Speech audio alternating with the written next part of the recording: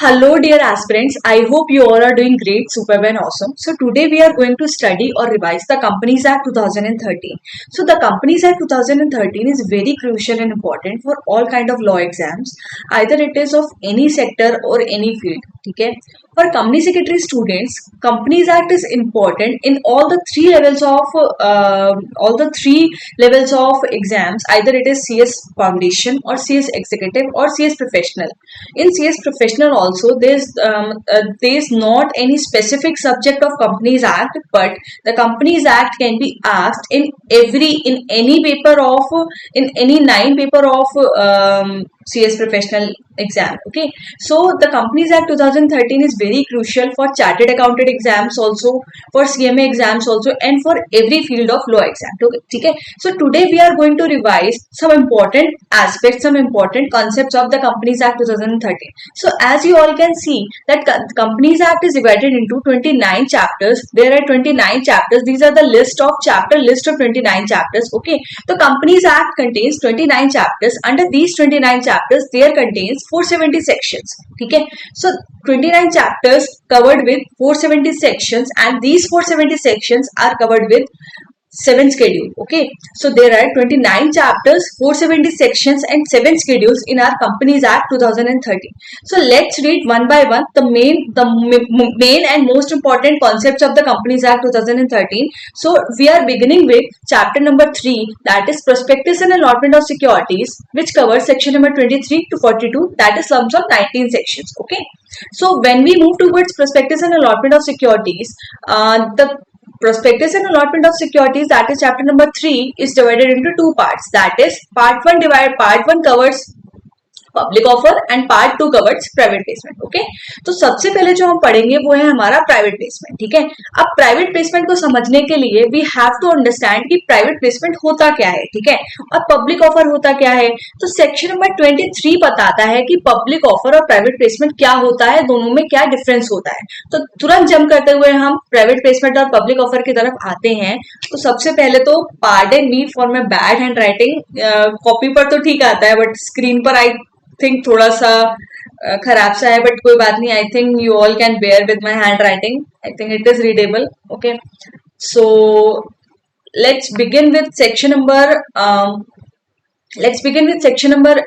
23. Okay, so section number 23 बोलता है that's type of issue. ठीक है, मतलब कितने टाइप के इश्यूज कोई कंपनी कर सकती है. ओके, सो कंपनीज सबसे पहले कैटेगरी डिफाइन करते हैं. There are only 2 types of companies. One is public company, the other is private company. Okay, public company कितने तरीके से अपनी सिक्योरिटीज, अपने शेयर्स मालिकों को रेज कर सकती है, मतलब शेयर होल्डर्स को रेज कर सकती है. ठीक है, तो public company right issue, bonus issue कर सकती है. ठीक है, तो public company can make right issue, bonus issue और प्राइवेट प्लेसमेंट और पब्लिक इशू. अब राइट इशू, बोनस इशू का मतलब होता है offer of securities to existing share holders. ठीक है, मतलब अपने कंपनी के जो एग्जिस्टिंग शेयर होल्डर्स हैं, जो अभी शेयर होल्डर्स हैं, उन्हीं को हम और शेयर्स दे रहे हैं, तो उसे कहते हैं right issue and bonus issue. ठीक है, प्राइवेट प्लेसमेंट का मतलब होता है offer of securities to existing share holders या फिर पब्लिक, मतलब हम कुछ ही लोगों को दे रहे हैं ऑन 1-to-1 बेसिस. मतलब कुछ ही लोगों को, मतलब बहुत सारे लोगों को नहीं दे रहे हैं, कुछ स्मॉल ग्रुप ऑफ पर्संस हैं, उन्हीं को हम सिक्योरिटीज इशू कर रहे हैं 1-to-1 बेसिस पे. ठीक है, और इसमें हम रेज करते हैं प्राइवेट प्लेसमेंट ऑफर लेटर. अगर कोई भी कंपनी कभी भी बाहर पैसा लेने जाती है तो it has to give advertisement, मतलब उसको कंपनी के बारे में बताना पड़ता है. ठीक है, कि हमारी कंपनी क्या काम करती है, हमारी कंपनी का ऑब्जेक्ट क्या है, सारी चीजें. तो जिस डॉक्यूमेंट में कंपनी ये सारी इंफॉर्मेशन शेयर होल्डर्स या फिर जिनसे पैसा मिलने वाला है उनको बताती है, उसे कहते हैं ऑफर लेटर. तो प्राइवेट प्लेसमेंट के केस में ऑफर लेटर का नाम होता है प्राइवेट प्लेसमेंट ऑफर लेटर. तीसरा मोड होता है पब्लिक इशू. जब कंपनी कुछ लोगों को नहीं इशू करना चाहती है, बहुत पब्लिक एट लार्ज को शेयर इशू करना चाहती है, उसे कहते हैं public issue. That is offer of securities to public at large by issuing prospectus. ठीक है, पब्लिक इशू के केस में जो कंपनी जो डॉक्यूमेंट दिखा करके पैसा मांगती है उसे कहते हैं प्रोस्पेक्टस. तो प्राइवेट प्लेसमेंट के तो पब्लिक कंपनी 3 तरीके से पैसा रेज कर सकती है. That is right issue, public issue to existing share holders, private placement by issuing private placement offer letter, and public issue by issuing prospectus. ठीक है, अब आती है बात प्राइवेट कंपनी की। प्राइवेट कंपनी सिर्फ दो मोड्स का ही यूज कर सकती है, that is right issue, bonus issue and private placement. Private company can not go for public issue because अगर आप प्राइवेट कंपनी के डेफिनेशन में देखें तो प्राइवेट कंपनी के डेफिनेशन में लिखा हुआ है, प्राइवेट कंपनी का मतलब है वो कंपनी जिसके आर्टिकल ऑफ एसोसिएशन में 3 रेस्ट्रिक्शंस होती हैं। ठीक है, तो तीसरी रेस्ट्रिक्शन ये होती है, it prohibits any issue of shares to public. तो private company can not issue shares to public, that is why public issue private company नहीं कर सकती, बट बाकी तो कर सकती है। तो प्राइवेट प्लेसमेंट दोनों ही कंपनी कर सकती है, चाहे वो पब्लिक कंपनी हो चाहे वो प्राइवेट कंपनी हो। ठीक है, तो हमारा जो चैप्टर नंबर 4 है, जो चैप्टर नंबर 4 है हमारा, वो जो चैप्टर नंबर 3 है हमारा, चैप्टर नंबर 3 का क्या नाम है, prospectus and allotment of securities is divided into 2 parts. First part is related with public issue and second part is related with private placement. First part में हमारे सेक्शन नंबर 23 से 41 तक सेक्शंस कवर्ड है और सेकेंड पार्ट में हमारा section number 42 cover है। तो सबसे पहले हम जो पढ़ेंगे वो सेक्शन नंबर 42 पढ़ेंगे, क्योंकि इसमें तो बहुत छोटे छोटे सेक्शंस है। आज जो हम कवर करेंगे वो है सेक्शन नंबर 42। ठीक है, सो बेयर एक्ट में मैं आप लोगों को अगर प्राइवेट प्लेसमेंट का दिखाऊं तो लिखा हुआ है ना सेक्शन नंबर 42 ऑफर। अच्छा हाँ, वन थिंग मोर, ये जितनी भी हम पढ़ाई कर रहे हैं ये बिल्कुल बेयर एक्ट से कर रहे हैं, बिल्कुल कोई भी टीचर का कोई भी स्पेसिफिक नोट्स यहाँ पर कुछ कट कॉपी पेस्ट नहीं किया गया है, directly straight through the bare act. Okay, तो offer invitation for public of for subscription of private placement. Okay, तो सेक्शन नंबर 42 ये देखिए कितना बड़ा है, अलॉन्ग विद इट्स रूल्स, बहुत बड़ा सेक्शन है ये। ठीक है, बट हमें इतना बड़ा सेक्शन यहाँ से नहीं पढ़ना है। I had prepare the crux notes for you. ठीक है, जिसमें कुछ चार्ट्स की बदौलत हम पूरा सेक्शन समझ लेंगे एक बारी,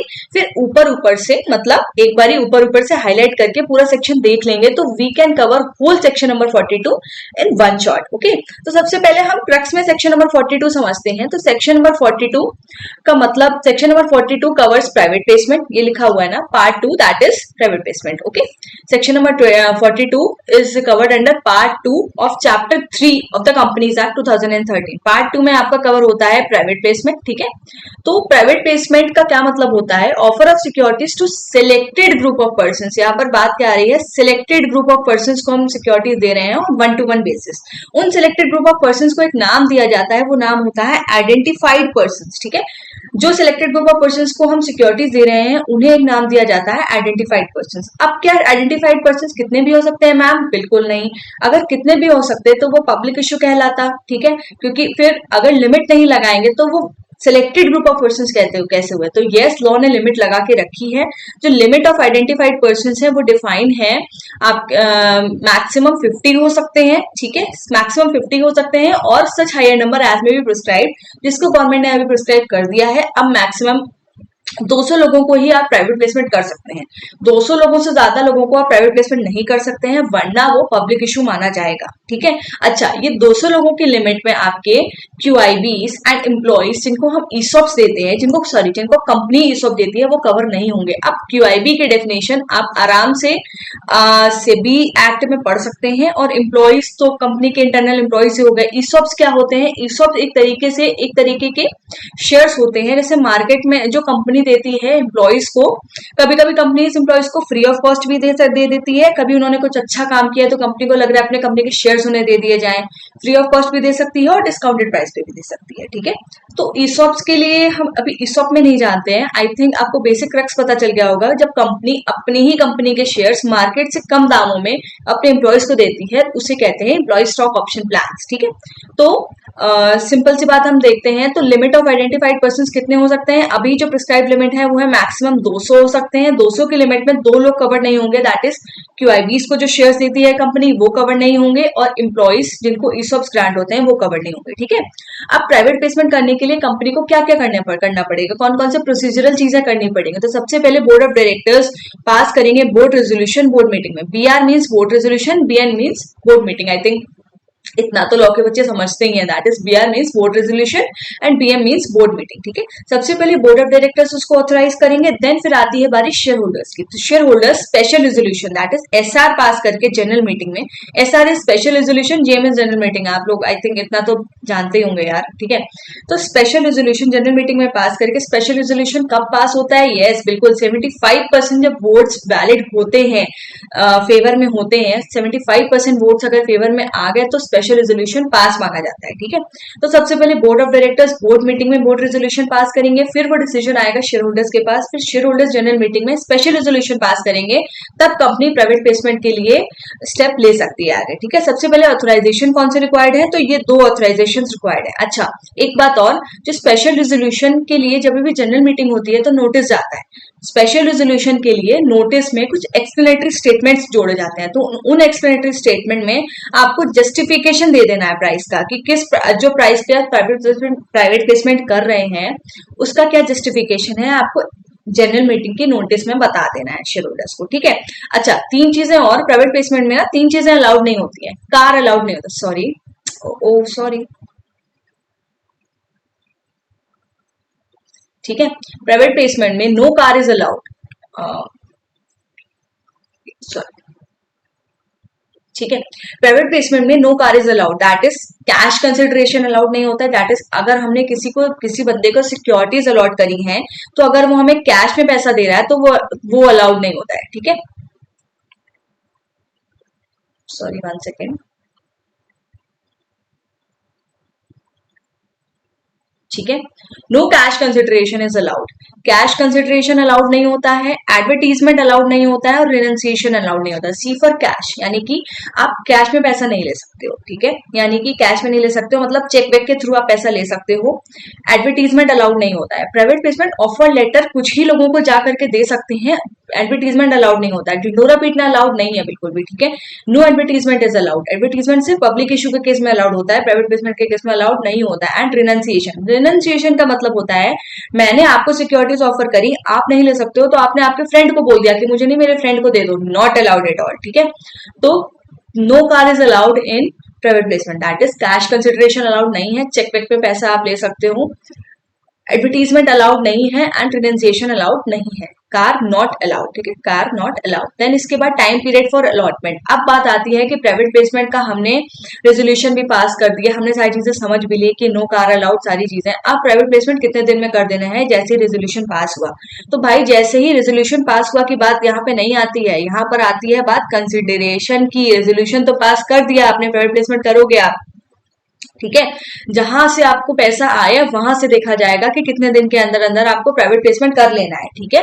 कितने दिन के अंदर अंदर आपको सिक्योरिटीज को अलॉट कर देना है, तो जहां से आपको पैसा आया वहां से 60 दिन के अंदर अंदर, that is with in 60 days आपको अलॉटमेंट कर देना है। ठीक है, 60 डेज के अंदर अंदर आपको अलॉटमेंट कर देना है प्राइवेट प्लेसमेंट में जो आप सिक्योरिटीज देने वाले हो सिलेक्टेड ग्रुप ऑफ पर्सन को।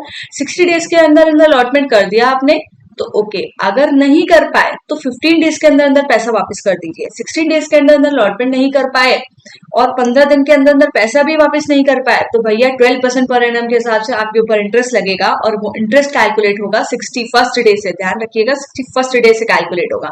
तो वेरी सिंपल, जैसे ही आपको प्राइवेट प्लेसमेंट का पैसा मिला 60 दिन के अंदर अंदर आपको अलॉटमेंट कर देना है। अलॉटमेंट कर दिया ओके, अलॉटमेंट नहीं किया 15 डेज के अंदर अंदर पैसा रिटर्न, 15 डेज के अंदर अंदर पैसा भी नहीं रिटर्न कर पाए, मतलब कर दिया तो ठीक है, नो इंटरेस्ट, कोई इंटरेस्ट नहीं लगेगा 15 डेज के अंदर अंदर पैसा अगर कर दिया तो, यहाँ पे लिखा हुआ है ना नो इंटरेस्ट, नहीं लगेगा पैसा। लेकिन अगर 15 डेज के अंदर अंदर पैसा वापस नहीं कर पाए तो 61st डे से आपके ऊपर इंटरेस्ट लगेगा 12% पर एनम के हिसाब से फ्रॉम द 61st डे। ठीक है, तो आई थिंक ये चार्ट आपको बिल्कुल क्लियर हो गया होगा। ठीक है, बिल्कुल बहुत बढ़िया तरीके से जो भी आपको थ्योरी में लिखा है वो सारा इस चार्ट के थ्रू बिल्कुल माइंड में बैठ जाएगा, ताकि एग्जाम में बैठते वक्त हमें बिल्कुल भी कंफ्यूजन नहीं रहेगी प्रोविजन क्या था, प्रोविजन को लेकर के माइंड में कंफ्यूजन नहीं होना चाहिए। थ्योरी तो सभी लिख लेते हैं यार।